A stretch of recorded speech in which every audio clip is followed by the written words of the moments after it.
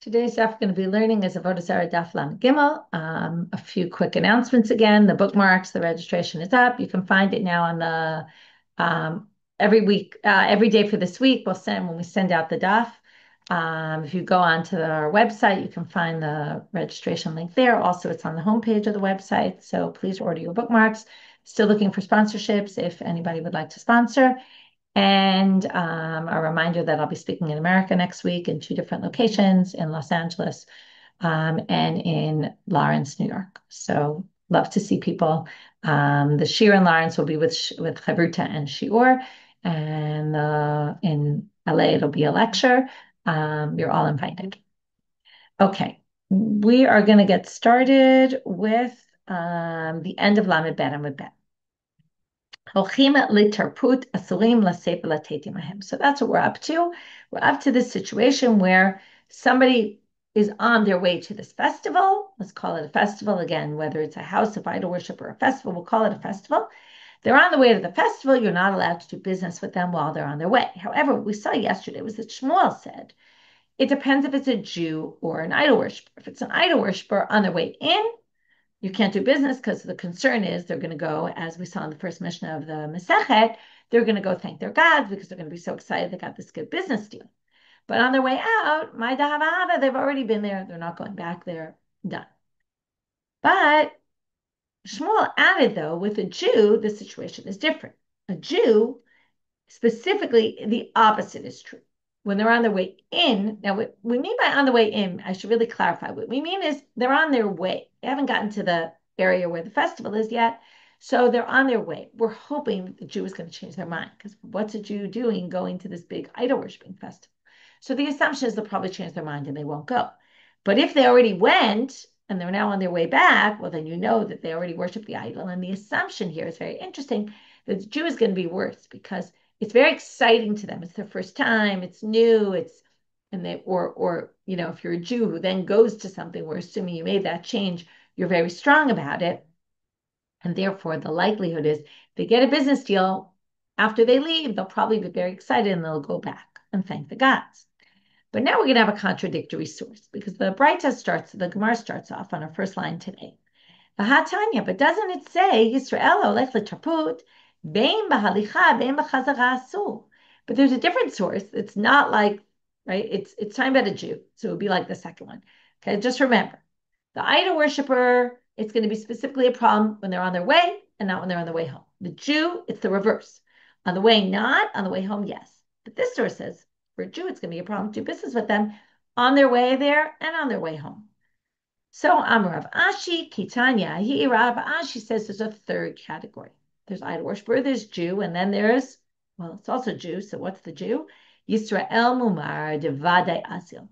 The most concern we're going to have is with the Yisrael Mumar. That's a Jew who didn't just happen to go to the festival on a one-off, but a Jew who left the religion completely and is now an idol worshiper. There, we're concerned no matter what that they're going to go thank their idol worshiper because, like we said before, they're avik bay. They're very stuck, right? They're going to be clinging to that idol. The Israel Mumar is in the worst category. Whether they're on the way there, obviously, we don't think they're going to change their mind. And when they're on the way back, we assume they're so into the idol worship that they're going to go and thank them again. And therefore, you shouldn't do business with them in either direction. So we now have three categories of people.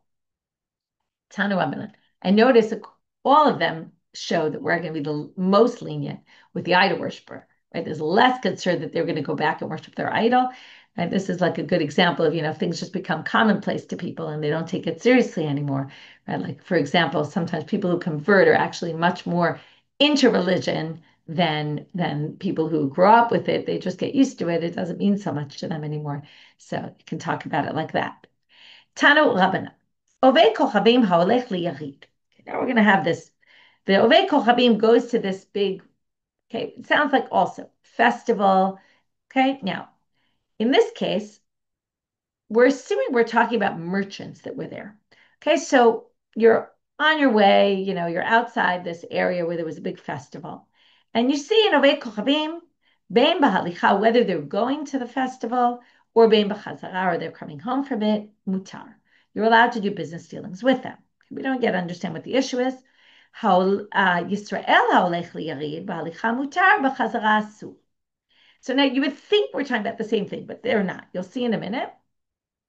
Yisrael that's going, when they're on their way in, you're allowed to do business with them. When they're on the way out, you're not allowed to. So Mashna Yisrael de b'chazara asur. Why would the Jew, is it forbidden when they're coming out? Now this is different than we're worried they're going to go thank their idols. Why this is different and why the Gemara is treating this differently, I don't have a good answer to that. They seem to not be thinking the issue is they're going to immediately raise a different issue, which is, and now this is really a question. They're going to say, what's the difference with the Israel? And they're going to try to come up with a theory and then say, but then why wouldn't it be true for the idol worshiper? Okay, so we're going to have again, the opposite is true for each, and the question is, why is it? So Mashna Yisrael de b'chazara asur d'amrin an avodah zarah zabin d'mei avodah zarah ika ba'adei. We're assuming if you want to sell something to a Jew that's walking out of this festival, okay, maybe you call it a bazaar. Like you read is translated often as a bazaar. And in that place, this Jew is a merchant selling things. Well, we're assuming that the Jew must have been selling idols. And if the Jew is selling idols there, why we're assuming? Because there's idol worship going on there. So because the assumption is they're selling idols, the money they have now that they're going to purchase something from you when they're outside on the way home from the city is likely what we call demei avodah zarah. It's money that was used for selling an idol that was right. The Jew benefited from idol worship by selling it. You're not allowed to use that money. So that's why you can't buy from a Jew. But right? So, and then the problem should be the same for the idol worshiper. In other words, what's the main assumption now? What's the main thing being sold at this big festival? Idols. So you shouldn't be able to buy from a Jew or from an idol worshiper that's coming from here who is a merchant because for sure they sold idols. Okay, so maybe no. Okay, like think about it. You go to a baseball game. Okay, so they're selling baseball paraphernalia, but they're also selling, right? Not saying that's Avodah Zarah, I'm just saying, right? They're selling baseball paraphernalia, although maybe there are some who might claim that. So they're selling baseball stuff, but they're also selling beer and food and all sorts of hot dogs, and they're selling lots of stuff. So, okay, they say the Oved Kohavim must have been selling a cloak, selling wine, other things. But then, okay, well, then go, and that's why you could buy from them. You don't have to assume that they sold idols. Well, if that's the case, right, every time we make a theory, why this one's permitted or that one's forbidden, we're going to say, well, then why not about the Jew?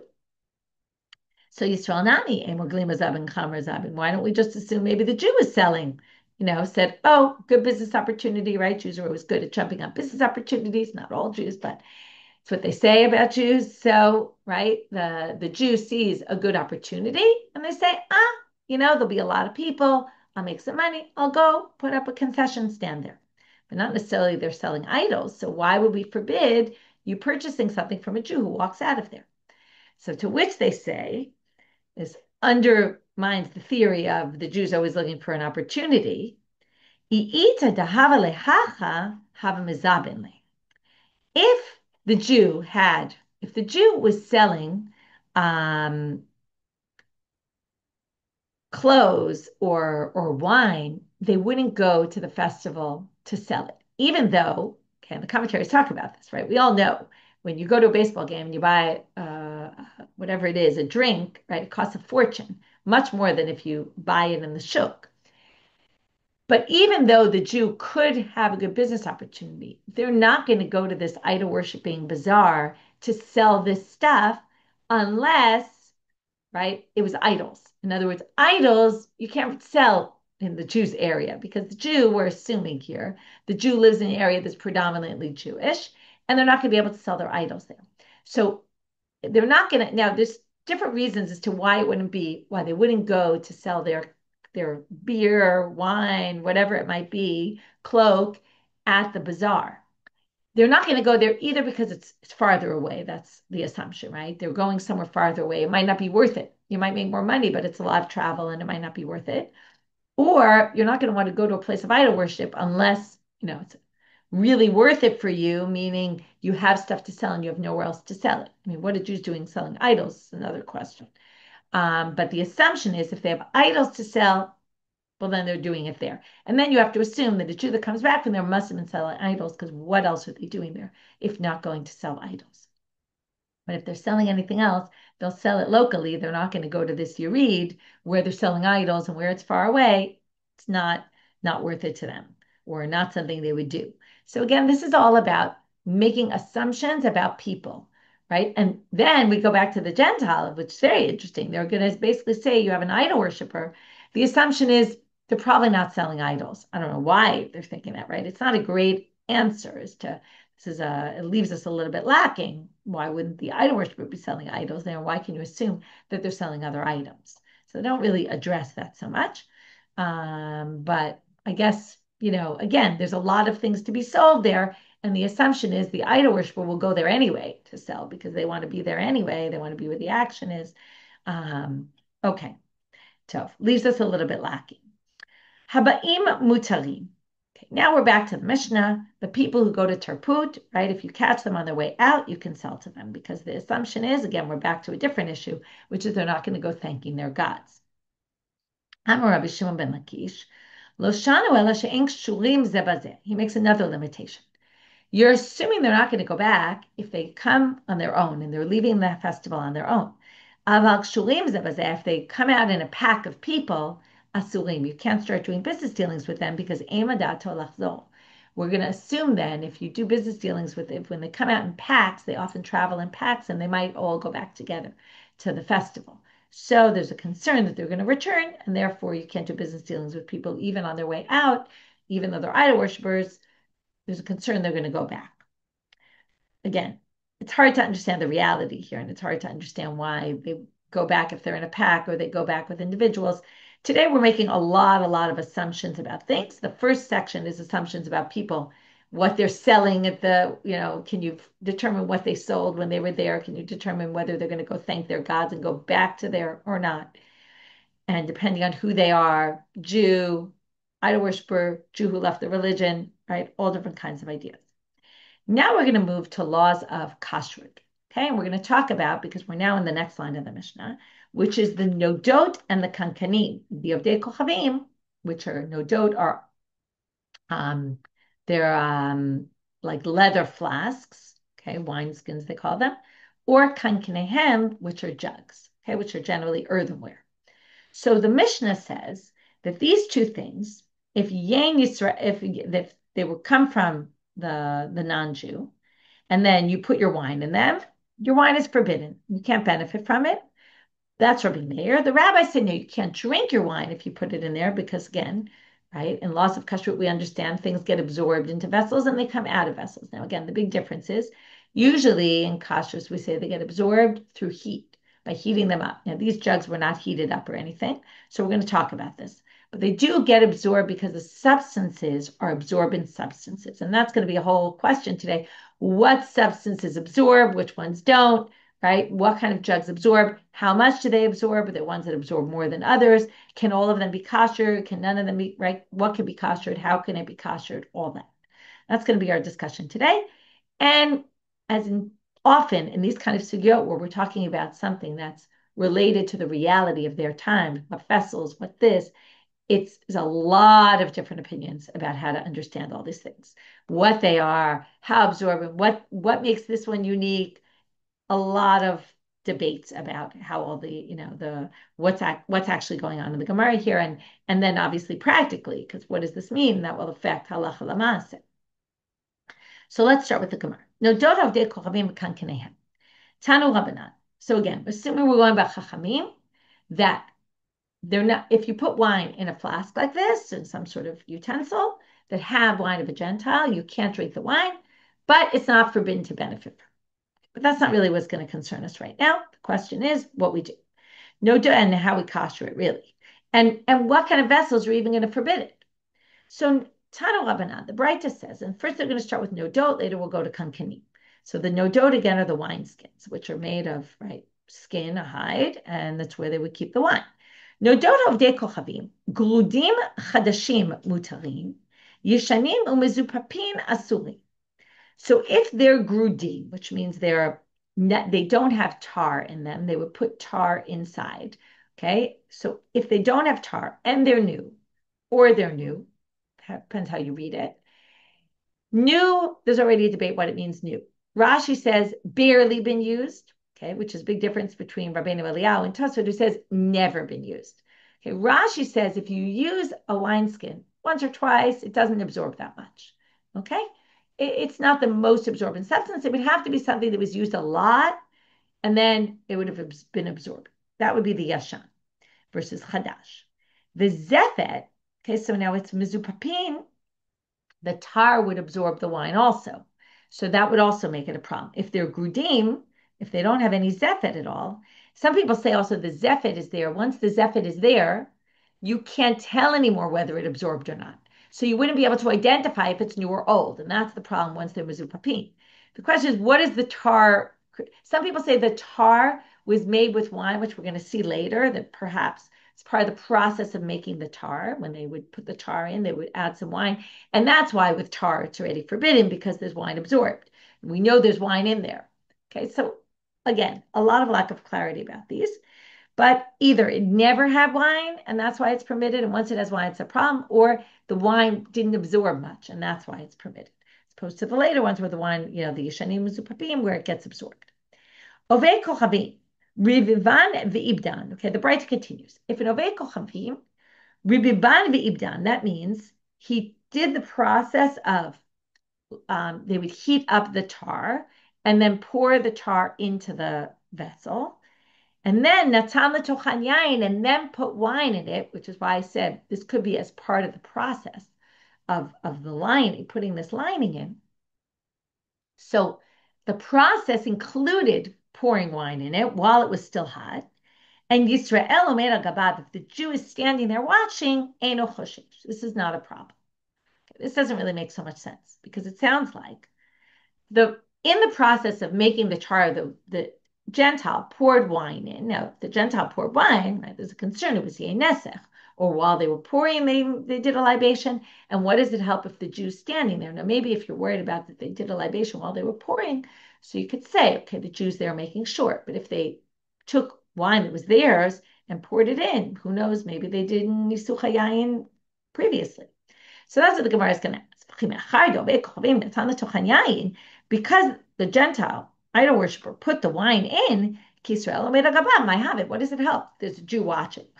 Right? It's not like, I remember once we were staying somewhere and they brought us food and they said, it's the rabbi, was watching. I don't know. They said some term, like there's this assumption, right? They were watching it because they were watching it. The watching itself is what makes it kosher.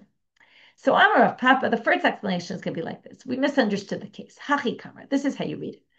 Ovei kochavim rivivan ve'ibdan. So the Gentile heated up the tar, poured it in, and did the processing. V'Yisrael noten l'tocho yain, and then the Jew poured the wine in. V'Yisrael acher omer agabav. There's three people, not two. It's not idol worshiper and Jew. It's idol worshiper who does the process, the Jew who does the pouring the wine, not the idol worshiper, for sure would be a problem. And then there's another Jew watching. Okay, well, then we have to figure out what's the other Jew watching. If the Jew poured the wine in and it was the wine of the Jew, what would be the problem? And let's say it wasn't the wine of the Jew, what's going to help? That another Jew is watching it. Umeachal, the Israel. I don't know if you're getting the theory here today. What's going on in a lot of these sugyot is, right, it's this ping pong back and forth. Well, if you say that, well, then how does it explain the other one? That's the foil, right? Like we have with the Gentile and the Jew in the festival, right? In other words, here's your theory, but it has to work for the opposite case. So now we're going to say, Rav Papa's answer is, Ovei kochavim rivan ibdan, Israel put the wine in, the third Jew, the third person there, the second Jew, is watching. If the Jew is the one putting the wine in, what do you need to have a Jew watching for? I said, well, the concern is that while the Jew is pouring the wine in and the Gentile idol worshiper is standing right there, maybe the idol worshiper will do the nisuch of the wine, kind of say something. And, I mean, normally we say they have to touch it. So it's not so clear what happened here, how he does it without touching it. Maybe he does something. The Jew's so busy pouring that the Jew's not paying attention. And that's why we need another Jew there to make sure that while the Jew is pouring it in, the Gentile is not doing some libation on the wine. Okay, again, it's a bit of a weak answer because it doesn't really explain how the Gentile could be offering a libation on the wine that they're not really in contact with. Maybe the concern is that they would touch it and no one would notice. Okay, that's one answer. Rav Zvi, maybe because that's not the most satisfying answer, Rav Zvi comes up with a different explanation. Rav Zvi Olam Kitakamar Tamikar. It really is what we said before, which is the idol worshiper is pouring the wine also.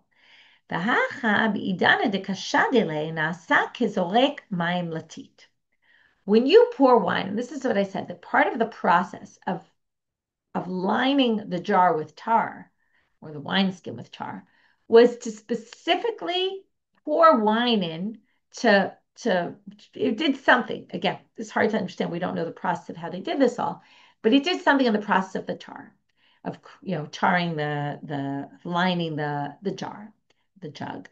And now when you do it, it's like putting water.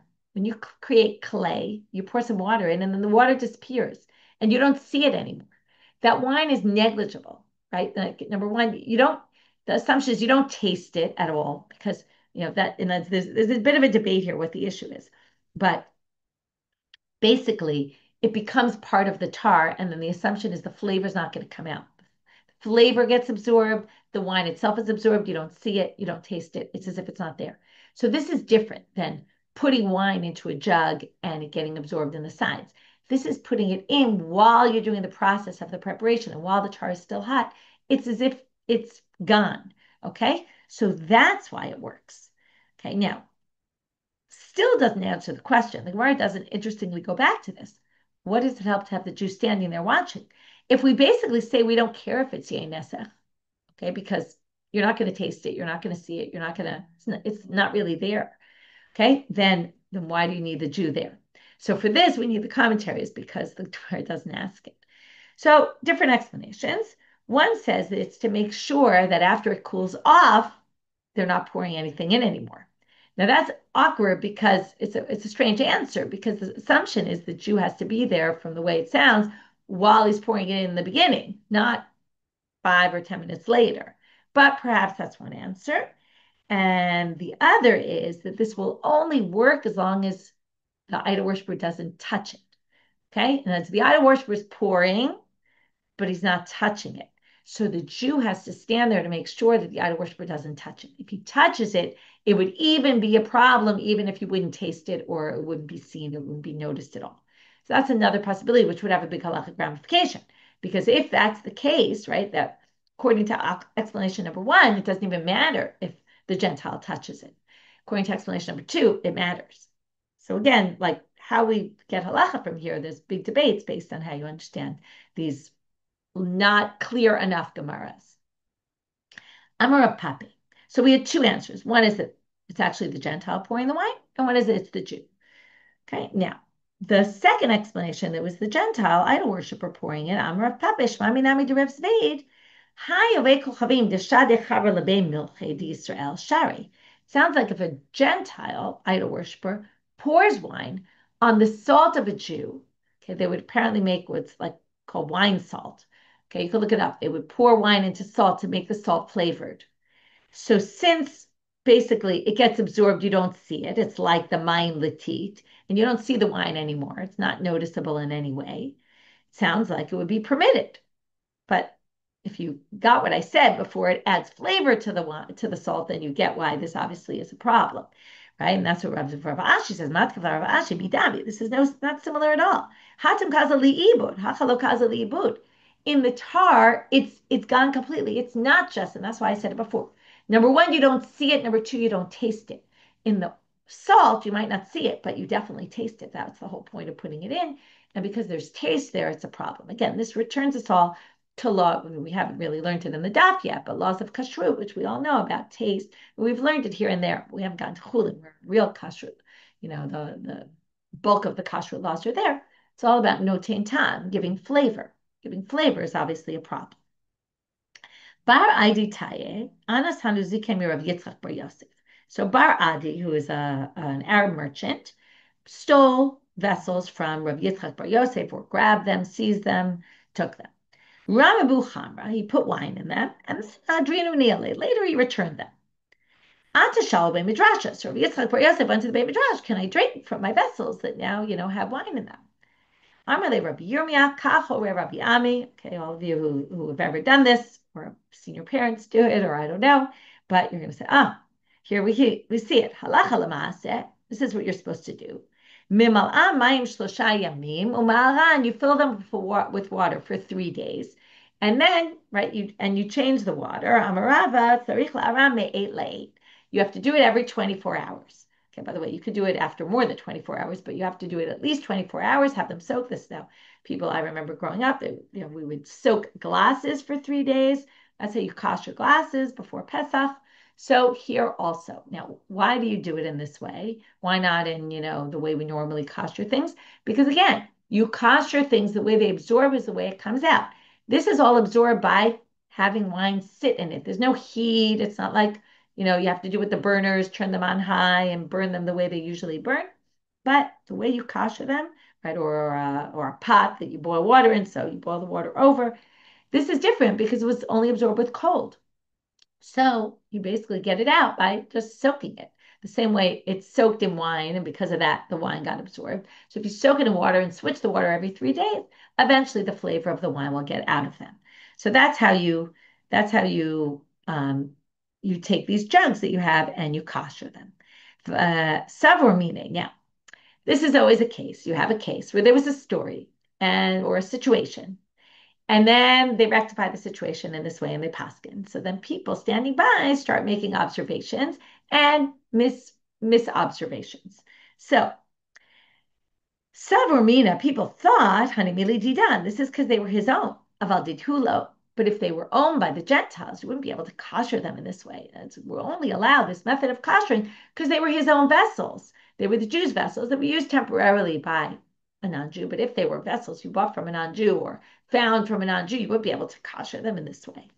But Kiata Ravin, when Ravin came from Israel, Amar Rabbi Shimon ben Lakish quoted Rabbi Lakish as saying, Chad shalanu v'chad shalahem. Ours, theirs, doesn't matter. It's all the same. You can kosher them all in this way. Another thing, Savar Rav Acha b'rei Rava kamei Rav Ashi l'meimer. Rav Acha thought to infer Hanimile no dot aval kankanim lo.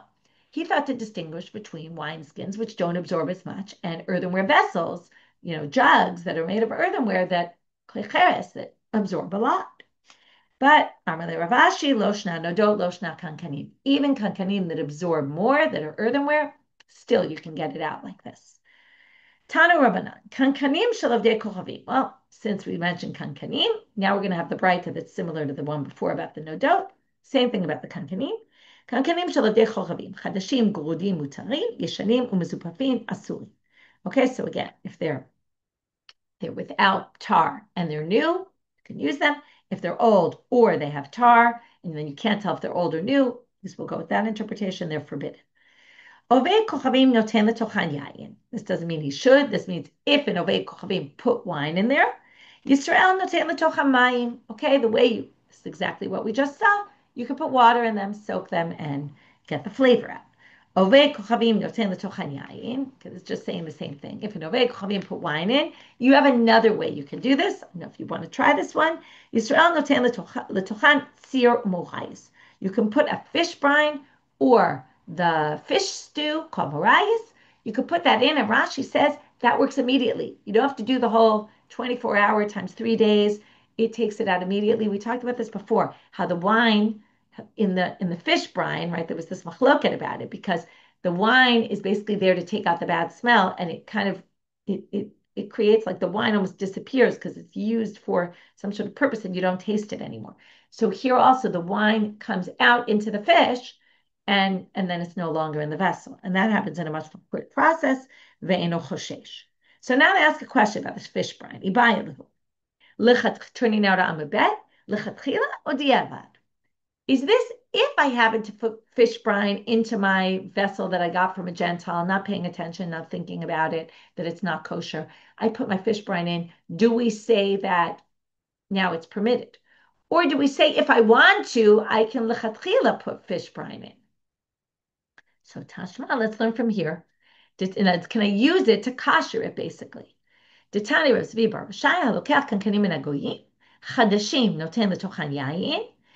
Okay, if they're new, you can put wine in there because you can assume they weren't used. Or again, new might mean barely used, and we don't assume the wine really got absorbed. Yeshanim, old ones, noten letochan sir morais lechatchila. Here it says you can put sir morais lechatchila. You don't even have to do the water for 3 days. You could just put this in. Sounds like it's not a problem to just go ahead and do that. By Mine Rabbi Yehuda Nasiya Rabbi Ami. Rabbi Yehuda Nasiya asked Rabbi Ami the following question. Now again, going back to how we usually kosher things, you could put something in a furnace and burn it. So what if you put the jug back into the furnace, right, where you created it, and it got really hot? Would that take out the wine flavor? Amrale, sir solef, or lo koshaken. Say if the brine burns out the wine, okay, which is what they assume happens. Now it doesn't really burn it, but they're saying if it's so strong it kind of pulls out the wine. What you think fire won't? Of course a fire will. And therefore, right, fire always takes out. It's not like you can't kosher it with what we call libun, right? You can't. You just don't have to. You can do the soaking instead.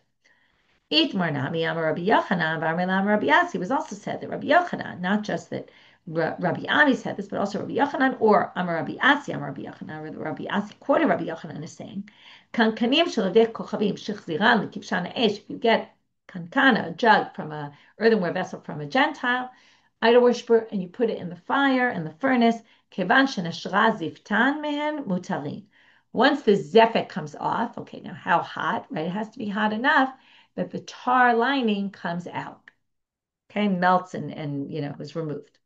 Rav Ashi says, no, you don't have to go that far. Lo tema adinatran, it doesn't have to completely come off. Ela afilu refined mirpa, even if it just softens from the heat, that's enough. Afagav de lo natal, even though it didn't come off entirely. So putting it in a furnace works. Kinsa, what if you put twigs inside that were on fire and you put them inside the jug? Would that work, right? It's not creating heat outside the jug, it's creating heat inside. Okay, it's similar, but not really similar because it's not as much heat, right? The heat doesn't necessarily get into the walls of the vessel. And therefore, pligi baravacha v'ravina, chadasar v'chad share, v'chada kamanda aser. So one forbids, one permits, but we pass on like the one who says this doesn't work. It's not enough heat to get the flavor of the wine out of the vessel. Ibail. Now we get into something else that comes up in kashrus, which is if I put wine in this vessel and the taste of the wine that was the non-kosher wine comes out into the wine, so that's wine in wine. And then in the end, what am I tasting? I'm tasting wine. And part of the wine I'm tasting is the problematic wine. But if I put beer in, what will happen? If I drink beer from this, we're assuming the wine flavor will get into the beer. But when I'm drinking beer that has a teeny little bit of wine flavor, I'm not going to taste the wine flavor. I'm only going to taste the beer, right? Because the beer is the majority and it's going to overpower whatever taste of wine there is. I'm not going to taste the wine in it. So if that's the case, can I drink beer that I put into these jugs? So if I basically buy a jug, it was used by an idol worshiper, and I have to assume there was wine in there because it was old. I can actually, it sounds like maybe I could put my beer in there because the wine flavor isn't going to be tasted by me at all. So that's what they asked. Can I put beer in there? So Rav Nachman v'Rav Yehuda aser v'Rav Shari. So they forbade it and Rabbi permitted it. Now, Ravina Shari Leila Rav Chia Bereid Rav Yitzchak Lemirma Beishach. So Ravina, based on this psak that Rabbi said, he said you can put your beer in there. But what happened? Rav Chia, okay, this Rav Chia Bereid Rav Yitzchak got a little confused. Once he was allowed to put beer in there, he accidentally then put wine in there. Azarama Bechamra. Okay, and then he put wine in. Now, this raises the question, well, maybe you shouldn't allow anybody to put beer in because they might come to put wine in. Once you allow something for beer, you're not going to remember, oh, that one can only be used for beer, not for wine. Maybe they won't remember that. Well, I feel so even though this happened, I feel even Even so, Ravina didn't say, oh, no one can use this, use these kind of vessels anymore for beer, because he said it was just a fluke that this happened and we're not really worried. Even though you would think, they make all sorts of gzerot and concerns. This seems like a pretty obvious one that you really could get confused and think that, if I could put beer, I could put wine once I'm using it. But apparently he wasn't concerned. Rabbi Yitzchak bar Bisna havale hanumane de pakusna. Okay, what is pakusna? So Rashi says they're made of dung of animals. Okay, so the dung of animals is what made the kli. It sounds a little unpleasant. We've seen clay glalim also. It comes up, apparently it was something they used. So malinu maya, anichu b'shimsha. So he filled them up with water to kasher them. Okay, because again, he had these from Gentiles, obviously. They put wine in there. He filled them with water, like we saw before, that you kasher them by soaking them in water. But anchinu b'shimsha, and then he left them out in the sun. Paku, and they exploded, and they broke completely, and that was the end of them. So Amar Luhu Rabbi Abba, this is sort of more of like a joke. Rabbi Abba kind of mocked him and said, Asartinu alach Yisrael alma. You've made these forbidden to you forever. In other words, they don't exist anymore. Now, you tried to kasher them, but you actually made them forbidden forever. And he kind of reprimands him and says like this, Imor damar Rabbana memalinu maya. The rabbi said, fill it up with water, but they didn't say put it out in the sun. That was a bad idea. Shouldn't have done that. Now, the question is, was he putting it in the sun because he thought the heat, maybe he on purpose wanted it, like we talked about, libun, even though obviously the heat of the sun is not, but maybe he wanted the water to warm up. Either which way, it must have been a very hot day. Otherwise, it wouldn't have exploded in the sun. So we're not sure what his motivation was, but obviously he's getting made fun of a little bit. He did something that wasn't the smartest thing to do. Amar Rabbi Yosna, Amar Rabbi Ami, Klei netel, ein lem Torah olamit. Okay, we don't yet know what this is, but klei neter can never be kosher. Okay, so again, we're talking about a range. Some things don't need koshering at all. New vessels, right? Maybe they've even been used, if we go with Rashi, they've been used once or twice, but they don't absorb a lot. Then we have vessels that absorb, but we can get it out through soaking or through the fish brine or somehow like that. Or we can use it for beer. Then there's things that can never be kosher. So now we want to know what this klei neter is. It's obviously something that's highly absorbent, and therefore you can never really get out the wine that's in there. My klei neter, Amar Rabbi Yossi bar Avin, klei machporet shel tzrif. It's used from soil or adamah that they made from land that was soil that they used for mining alum from.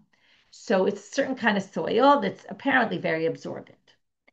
Debate Parzik Rufila. Okay, this is a Gentile guy, Parzik Rufila.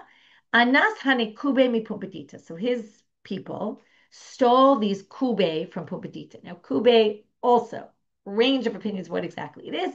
Could just be an earthenware vessel, like a jug. Could be something else, but let's go with an earthenware jug. So they stole these, again, this is like the earlier story. They stole this jug from pumbedita, from Jews. Rababu chamra, they put wine in it. Hadrinu ni'alayu, they returned it to the Jews. Adu shalu Rabbi Yehuda, they asked Rabbi Yehuda, Amar davar she'emach niso lekiyumhu.